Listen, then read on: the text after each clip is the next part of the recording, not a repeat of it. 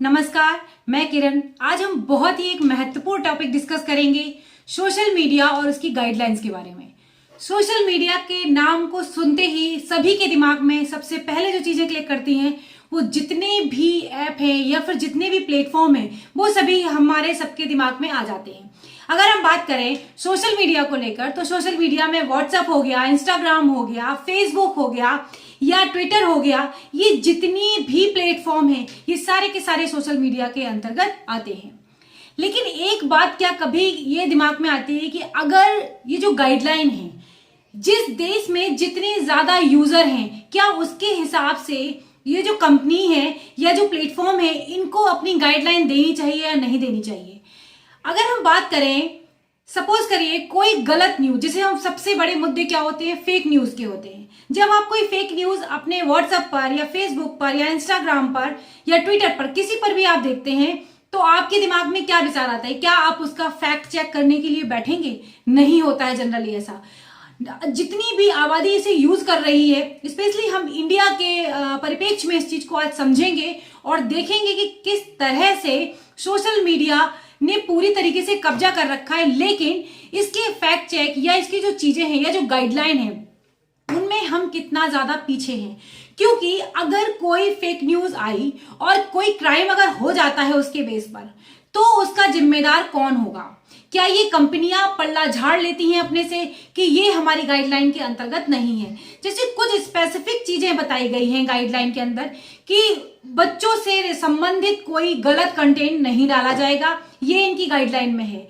लेकिन बाकी देश के हिसाब से, हर देश के हिसाब से अगर हम बात करें, अगर हम इंडिया के परिप्रेक्ष्य में ये बात करते हैं कि अगर चुनाव के टाइम पर जिस तरीके से फेक न्यूज डाली जाती है या फिर महिलाओं को लेकर भी कई बार गलत तरीके के पोस्ट किए जाते हैं या फिर कोई ऐसी न्यूज डाली जाती है जिसका कोई भी आधार नहीं है, तो फेक न्यूज इतना बड़ा मुद्दा क्यों बन जाता है? क्योंकि लोग उस पर कहते हैं ना, व्हाट्सएप यूनिवर्सिटी और फेसबुक यूनिवर्सिटी से हम उन चीजों को मान लेते हैं सही कि ये बातें सही हैं। अक्सर कर कोई भी व्यक्ति इस चीज को बिल्कुल भी चेक नहीं करता कि क्या ये बात सच है या फिर ये बात गलत है। अभी रिसेंटली कुछ दिन पहले की अगर हम बात देखें, 5-6 महीने पहले दिल्ली में अगर दंगे हुए थे, उस समय पर जो इस तरीके के संवेदनशील समय पर अगर कोई पोस्ट गलत डाली जाती है, विशेषकर धर्म को लेकर, जाति को लेकर, या ऐसी कोई भी पोस्ट अगर डाली जाती है और अगर आप किसी धर्म या समुदाय से अगर बिलोंग करते हैं तो जाहिर सी बात है आपकी भावनाएं जरूर आहत होंगी। और अगर वो आहत होंगी, अब उन पोस्ट में कितनी सच्चाई है इस बात को कौन देखेगा? तो आज इसी सारी चीजों को समझेंगे कि हम सोशल मीडिया के गिरफ्त में किस तरीके से आ गए हैं। देखिए, ये हम सभी जानते हैं कि सोशल मीडिया या सोशल नेटवर्क आज इतना अच्छा एक प्लेटफॉर्म है कि हम इससे देश विदेश या किसी भी चीज से, किसी भी इंसान से बहुत आसानी से जुड़ सकते हैं। इसके फायदे अगर हम गिनने बैठेंगे तो अनगिनत फायदे हैं, लेकिन उन फायदों को हम बाद में डिस्कस करेंगे। आज का हमारा यही मुद्दा है कि क्या सोशल मीडिया में गाइडलाइन की जरूरत है हमारे देश के हिसाब से, न कि अमेरिका और दूसरी देश के हिसाब से।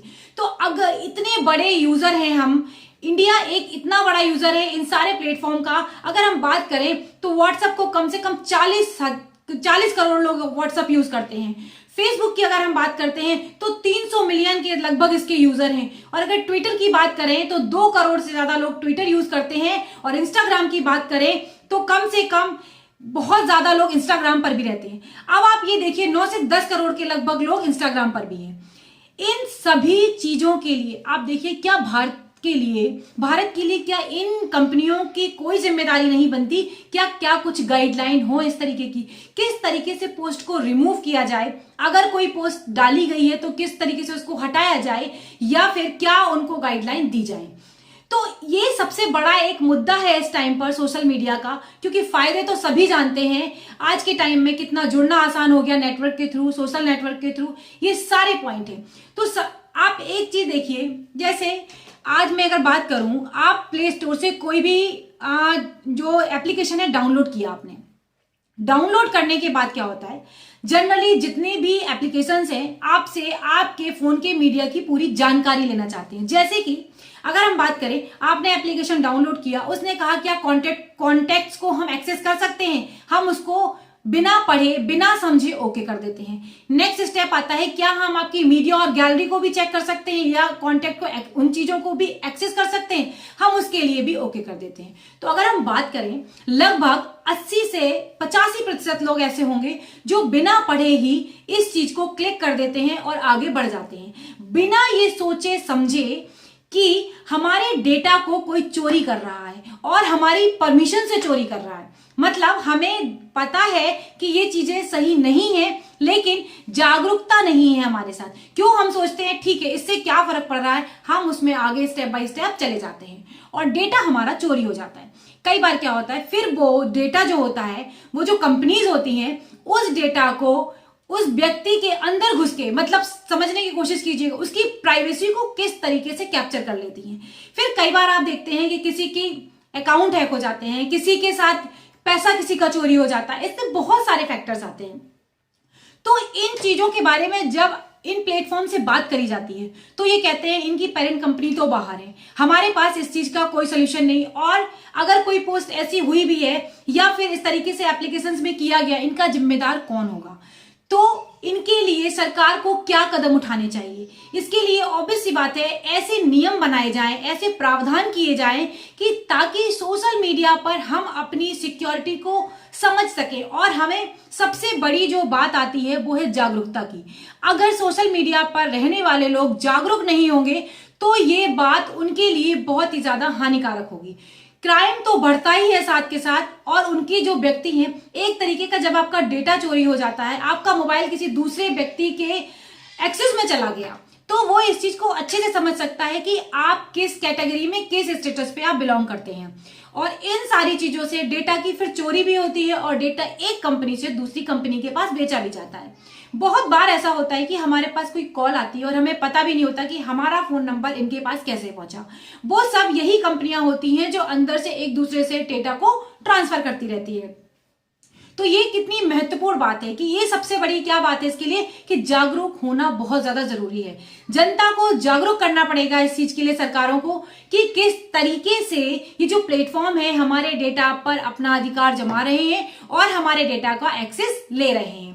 पहली बात। दूसरी बात, इतने बड़े यूजर हैं हम, भारत एक इतना बड़ा यूजर है इन सारी सॉफ्टवेयर कंपनीज का, इनका जो सोशल नेटवर्किंग कंपनीज हैं, तो क्या इनका कोई दायित्व नहीं बनता कि भारत के लिए कुछ ऐसे नियम बनाए जाएं या कुछ ऐसे प्लेटफॉर्म बनाए जाएं जिनके थ्रू नियम बनाकर कुछ गाइडलाइंस जारी की जाएं। कुछ गाइडलाइंस बनाई गई हैं लेकिन वो हमारे देश के लिए उतनी पर्याप्त नहीं है। अब अगर गाइडलाइन जो बनाई जाए वो हमारे देश के हिसाब से बनाई जाए, ना कि अमेरिका और किसी और देश के हिसाब से। देखिए, भारत क्या है, एक बहुत ही ज्यादा विविधताओं वाला देश है। यहाँ पर चाहे राजनीतिक हो, चाहे सामाजिक हो, चाहे आर्थिक हो, चाहे सांस्कृतिक हो, बहुत ज्यादा विविधताएं हैं। इन सारी विविधताओं के बाद बराबरी और इन सारी चीजों को बैलेंस रखना बहुत ज्यादा जरूरी है। लेकिन अगर इन प्लेटफॉर्म से कोई बात की जाती है तो वो कहते हैं कि भाई व्यक्ति की, अगर हम देश के हिसाब से बात करें, आर्टिकल 19 के हिसाब से इंटरनेट की फ्रीडम या व्यक्ति की स्वतंत्रता, अभिव्यक्ति की स्वतंत्रता को आहत करती हैं चीजें। अगर इन पर रोक लगाई जाती है तो ये प्लेटफॉर्म इस तरीके की बात करते हैं। इवन इंडियन कॉन्स्टिट्यूशन में भी ये बात कही गई है, फ्रीडम टू इंटरनेट। अगर इंटरनेट के माध्यम से ये सारी चीजें की जा रही है तो अगली बात ये आती है, अभी बहुत टाइम पहले देखा था जब 370 धारा हटाई गई थी, उसके कुछ टाइम बाद ही कश्मीर में काफी दिनों तक नेट को बंद रखा गया, तो इस पर भी कई सवाल उठाए गए। हालांकि उन चीजों को हम बाद में समझेंगे, अभी सिर्फ हम इन्हीं की बात कर रहे हैं।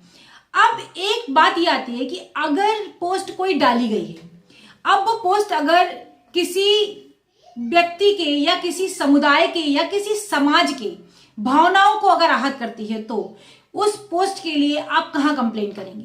सपोज करिए आपके सामने, आपने सुबह उठे और आपने कोई वीडियो देखा और आपको लगा शायद ये सही होगा, लेकिन वो वीडियो एकदम फेक था। अब वो वीडियो जब फेक था या इसका फैक्ट चेक हुआ या जो भी हुआ, उसके लिए आप कंप्लेन कहां करेंगे। अगर कंप्लेन करने के बाद भी वो वीडियो हटाया जा रहा है सुप्रीम कोर्ट के माध्यम से, सरकार को कह के, अगर बाद में ये वीडियो हटाया भी जा रहा है 15 से 16 घंटे के बाद, तब तक तो कितना ज्यादा क्राइम और भी हो सकता है।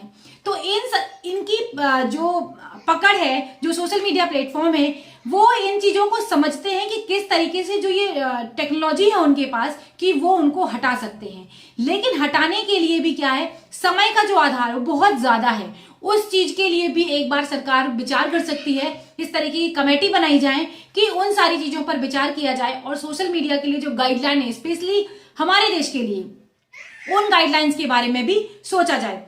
अब अगर अपने देश की सबसे ज्यादा बात करी जाए तो जो महत्वपूर्ण मुद्दे हैं, मॉब लिंचिंग हो गया, दूसरा मुद्दा धर्म को लेकर हो गया, और ये चुनाव के समय पर अगर आप देखते हैं, चुनाव की जो पारदर्शिता है उस पर हमेशा सवाल उठ जाते हैं। चुनाव के समय पर आप देखते हैं कि कितने ज्यादा पोस्ट डाले जाते हैं, भड़काऊ पोस्ट भी डाले जाते हैं या भड़काऊ बयानबाजी भी की जाती है, वीडियोस भी इस तरीके के डाले जाते हैं, या फिर धर्म को लेकर भी बहुत सारे ऐसे प्रहार किए जाते हैं। तो ये हमारे देश की प्रॉब्लम है, इसके बारे में हम किसी अमेरिका और किसी और कंट्री से कंपैरिजन नहीं कर सकते। तो जिस देश के जैसे संवेदनशील मुद्दे हों उनके हिसाब से गाइडलाइन जारी की जानी चाहिए। अगर कोई पोस्ट डाली गई है तो उसका टाइम ये इस हिसाब से होना चाहिए कि कब वो पोस्ट हट जाएगी अपने आप, या कुछ स्पेसिफिक कंटेंट ऐसा हो कि उनके मैच होते ही ये सारी की सारी हटा दी जाएंगी। पहली बात। अब एक और बहुत बड़ा मुद्दा जो आता है, सोशल मीडिया पर जुड़ना कितना आसान है। कोई भी व्यक्ति आया, उसने सोशल मीडिया पे अपना कोई भी अकाउंट बनाया और अकाउंट बनाने के बाद वो उसमें लॉगिन होके वो अपने जो भी कार्य है वो उसके थ्रू कर सकता है। अब एक सोचने वाली बात है, एक व्यक्ति के पास 4, 6, 10 अकाउंट, कितने भी वो अकाउंट बना सकता है आईडी अपनी चेंज कर करके। तो इसके लिए भी कुछ ऐसे प्रावधान होने चाहिए कि कोई व्यक्ति कितनी आईडीज बना सकता है, कुछ ऐसा नंबर हो, कोई ऐसी उसकी इंफॉर्मेशन हो जिसके तहत उसको लिंक किया जाए। अगर हम अपने देश की बात करें तो आधार कार्ड से या किसी जैसे केवाईसी फॉर्म भरवाया जाता है, इस तरीके से भी जो अकाउंट्स हैं उनको देखा जा सके कि एक व्यक्ति कितने अकाउंट क्रिएट कर रहा है। क्योंकि कई बार लोग क्या करते हैं, 5, 10, 15 अकाउंट क्रिएट करके फेक अकाउंट बना के, फेक आईडीज बना के लोगों को परेशान करते हैं, और इन सारी चीजों को मिलके एक क्राइम के लिए भी इन चीजों को बहुत ज्यादा यूज किया जाता है। तो क्यों इस तरीके की चीजें हैं, इन चीजों पर बहुत ज्यादा सोचने की और महत्वपूर्ण विचार करने की बात आती है। इस बात पर भी सरकारों को ध्यान देना चाहिए, या जो हमारा सुप्रीम कोर्ट है या जो लॉ है, आईटी सेल्स, इन सबको इन बात पे ध्यान देनी चाहिए कि इन चीजों को रोकने के लिए सोशल नेटवर्किंग जितना अच्छा है उतना ही ज्यादा खतरनाक भी हो सकता है ये। तो इन चीजों पर ध्यान देने के लिए किस तरीके से गाइडलाइन जारी की जाए, और सोशल मीडिया प्लेटफॉर्म जो अपना पल्ला झाड़ लेते हैं उन चीजों पर भी विशेष गौर किया जाए। अब अगर बात आती है कि मटेरियल को कैसे फिल्टर किया जाए, ये बहुत बड़ी बात आती है। अब आप देखिए, सपोज करिए एक पोस्ट किसी व्यक्ति ने डाली और वो फेक पोस्ट है। अब उस पोस्ट को 300 से 400 लोगों ने मिलकर फेसबुक पर उसे डाल दिया, वो धीमे धीमे सर्कुलेट होती जा रही है और पूरा वायरल होता जा रहा है वो मैसेज। तो अब इन चीजों को पर कैसे रोक लगाई जाएगी? तो इन चीजों पर रोक लगाने के लिए या तो एक आईपी एड्रेस, जिस आईपी एड्रेस से वो पोस्ट शेयर की जा रही है, या फिर कोई नेटवर्क होगा इस तरीके का जहां पर इन चीजों को शेयर किया जा रहा है, उन पर कोई ऐसी अगर गलत पोस्ट है या गलत डेटा है तो उस पर पेनल्टी को बहुत ज्यादा किया जाना चाहिए। हमारे देश में क्या है, पेनल्टी अभी है ही नहीं इन चीजों पे। अगर पेनल्टी लगने लगेगी, अगर आपको पैसे की भरपाई करनी पड़ेगी, तो इन सारी चीजों को लेकर लोगों के साथ जो खिलवाड़ होता है वो बंद हो जाएगा। और अगर इन पर पेनल्टी नहीं है, लोग कोई भी न्यूज डालते हैं, जैसे कई बार किया गया, आपने व्हाट्सएप में आप देखा होगा कि एक मैसेज को आप 5 लोगों से ज्यादा फॉरवर्ड नहीं कर सकते हैं। तो ये सोशल मीडिया कुछ कुछ स्टेप ले रहे हैं, लेकिन और भी ज्यादा स्टेप लेने की जरूरत है, क्योंकि जब इस तरीके की बातें आती है ना कि कोई एक फेक न्यूज पूरी वायरल हो जाती है, उसका फैक्ट चेक कौन करेगा, उन चीजों के बारे में कौन समझाएगा उस भोली भाली या आम जनता को जो इसके ABCD के बारे में भी नहीं जानती है। तो इन चीजों पर काम करने की बहुत ज्यादा आवश्यकता है। और सबसे बड़ी बात है, इन जो प्लेटफॉर्म्स हैं इनकी भी तो अकाउंटेबिलिटी तय होनी चाहिए कुछ, कि क्यों किस मटेरियल को हटा सकते हैं, किस मटेरियल को नहीं हटा सकते। कभी ये कहते हैं कि हम कोई पोस्ट, जब इनके पास ऐसी टेक्नोलॉजीज हैं कि ये किसी पोस्ट को डिलीट कर सकते हैं, तो फिर उन पोस्ट को क्यों डिलीट नहीं किया जाता है या क्यों नहीं हटा सकते हैं जो एक संवेदनशील मुद्दों से जुड़ी हुई हैं। तो ये जो सोशल मीडिया ने पूरा बिना गाइडलाइन के और कम गाइडलाइन के जो प्रसार चल रहा है ये बहुत ज्यादा हानिकारक होगा आगे चलकर। सोशल मीडिया जितनी अच्छी है उतनी ही ज्यादा बुरी भी है। अगर इसके हमेशा एक चीज के दोनों ही पक्ष होते हैं, अच्छे और बुरे, एक पक्ष से कभी काम नहीं चलता। हमेशा संतुलन बनाकर ही दोनों चीजों के बारे में समझना पड़ेगा। अब थोड़ा सा, ये तो मैंने गाइडलाइन के बारे में बात कर ली, अब थोड़ा सा हम बात करेंगे सोशल मीडिया के बारे में। सोशल मीडिया, जैसा कि मैंने बताया, एक ऐसा नेटवर्क है जिससे लोग आसानी से एक दूसरे से कनेक्ट हो सकते हैं। और आप अपना अकाउंट खोलिए और उसके बाद आप किसी से भी चैट कर सकते हैं, किसी से बात कर सकते हैं, किसी से वीडियो कॉल कर सकते हैं, आप मल्टीमीडिया के सारे फीचर्स यूज कर सकते हैं। तो ये जो चीजें हैं सोशल नेटवर्किंग, इसके थ्रू समग्र विश्व को, न केवल एक देश को, समग्र विश्व को एक साथ जोड़ दिया गया है। लेकिन फिर भी क्या हर देश के लिए कानून एक जैसे होने चाहिए? नहीं। हर देश की संवेदनशीलता, हर देश के संवेदनशील मुद्दे, इन बातों पर विशेष गौर करने की आवश्यकता होती है। ये बात अलग है कि सोशल नेटवर्क जब आया, सोशल नेटवर्किंग के माध्यम से कई लोगों को ऐसे प्लेटफॉर्म मिले जहां पर उनकी जो पहुंच थी बहुत ही मुश्किल होती थी, लेकिन सोशल मीडिया के माध्यम से उन्होंने अपनी प्रतिभा को दिखाया और कई लोग इससे एक जॉब की तरह काम कर रहे हैं और उससे पैसा भी कमा रहे हैं, जीविकोपार्जन के लिए एक बहुत अच्छा माध्यम बना रहे हैं। लेकिन फिर भी साथ के साथ यही बात आती है, क्या वो समाज या वो तबका इस बात की चीज को समझ रहा है कि अगर वो कोई भी ऐप डाउनलोड कर रहा है तो उसके डेटा पर या उसकी निजी जिंदगी पर क्या फर्क पड़ रहा है? इन बातों पर गौर करने की बहुत आवश्यकता है। और सबसे बड़ी जो बात आती है वो सरकार को इस बारे में लोगों को अवेयर करना बहुत ज्यादा जरूरी है। आज हम इतने बड़े यूजर के रूप में हैं, लेकिन अगर हम बात करें तो किसी भी जो भी व्यक्ति यूज कर रहा है उसको बहुत ज्यादा नॉलेज इन चीजों की नहीं होती है, क्योंकि ये मुद्दे सामने से हर कोई डिस्कस भी नहीं करता और ना ही इसे डिस्कस करने की जरूरत भी समझता है। तो सोशल मीडिया के थ्रू जितना आसान दिखती है लाइफ, उतना ही ज्यादा आपकी लाइफ में ये घुस चुका है। हर व्यक्ति सोशल मीडिया का गुलाम हो चुका है। कोई ऐसा भी एक ही, बहुत ही कम व्यक्ति ऐसे होंगे जो बिना किसी सोशल नेटवर्क के अपने जिंदगी बिता रहे होंगे। तो ये देश के विकास में बहुत अच्छी चीज है, लेकिन उन सारी चीजों के माध्यम से इन बातों का विशेष ध्यान रखना होगा कि कहीं हमारी प्राइवेसी भंग तो नहीं हो रही है, कहीं अनदेखे में हमारा डेटा चोरी तो नहीं हो रहा है, जो हमने अपने फोन में रखा है वो कहीं और तो नहीं जा रहा है, कोई हमारे फोन का एक्सेस और तो नहीं ले रहा है। इन सारी बातों के लिए गवर्नमेंट को ऐसी गाइडलाइन देनी चाहिए और लोगों को जागरूक करना चाहिए, ताकि लोग इस बात को समझ सकें कि आखिरकार ये कितना आवश्यक है और कितना जरूरी है कि हम अपने डेटा की प्राइवेसी रखें। ये पूरा वीडियो मैंने सोशल मीडिया पर बनाया। अगर आपको अच्छा लगा है तो प्लीज लाइक करें, शेयर करें, और अगर अभी तक आपने हमारे चैनल को सब्सक्राइब नहीं किया है तो प्लीज चैनल को सब्सक्राइब करें, बेल आइकन को प्रेस करें, ताकि जब भी मैं कोई नया वीडियो डालूं आप उससे जुड़े रहें। और एक चीज, अगर आपको इस वीडियो में कुछ भी गलत लगा है या वीडियो की क्या फीडबैक है, आप हमें कमेंट में जरूर बताएं। अगले वीडियो में हम फिर मिलेंगे, तब तक के लिए बाय बाय दोस्तों, नमस्कार।